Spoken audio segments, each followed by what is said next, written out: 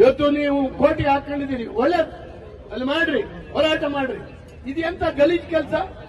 ನಿಮ್ ಕಾರ್ಯಕರ್ತರಿಗೆ ಹೋರಾಟಕ್ಕೆ ಅನುಮತಿ ಕೊಡ್ತೀರಿ, ಏನು ಹೋರಾಟ ಮಾಡ್ತೀರಿ ನೀವು? ಏನಂತ ಹೇಳಿ ಜನಕ್ಕೆ ಹೇಳ್ತೀರಿ? ಅಲ್ಲಪ್ಪ, ನಾವು ಸಾಬೀತಿದ್ದೀವಿ ಅಂತ ಇವತ್ತು ನಾವು ಯಾರು ಕಟ್ಟಿರ್ತಕ್ಕಂಥ ಕಥೆಯ ಆಧಾರದ ಮೇಲೆ ಅಲ್ಲ ಪ್ರಾಸಿಕ್ಯೂಷನ್ಗೆ ಅನುಮತಿ ಕೊಟ್ಟಿರ್ತಕ್ಕಂಥ ರಾಜ್ಯಪಾಲರು.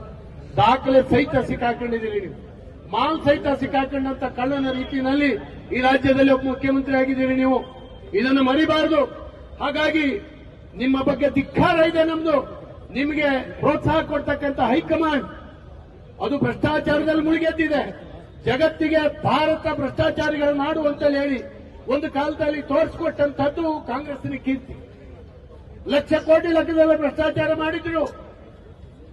ಇಂಥ ಜನ ಇದೆ, ಇಂಥ ಹೈಕಮಾಂಡ್ ನಿಮಗೆ ಪ್ರೋತ್ಸಾಹ ಕೊಡ್ತಾ ಇದೆ. ನನ್ನ ಜೊತೆ ಗಟ್ಟಿ ನಿಂತಿದ್ದು ಏನಂತ?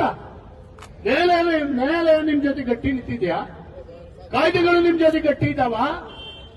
ಈ ರೀತಿ ಹೇಳಿ ಜನರ ದಿಕ್ಕನ್ನ ತಪ್ಪಿಸುವಂತದ್ದಲ್ಲ.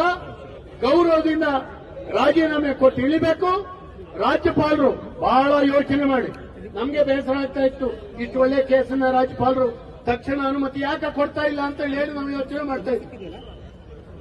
ಆದ್ರೆ ಅನೇಕ ನ್ಯಾಯವಾದಿ, ಹಿರಿಯ ನ್ಯಾಯವಾದಿಗಳ ಜೊತೆಯಲ್ಲಿ ಕನ್ಸಲ್ಟೇಷನ್ ಮಾಡಿ ಜವಾಬ್ದಾರಿಯಿಂದ, ಹೊಣೆಗಾರಿಕೆಯಿಂದ ವರ್ತನೆ ಮಾಡಿದ್ದಾರೆ ರಾಜ್ಯಪಾಲರು.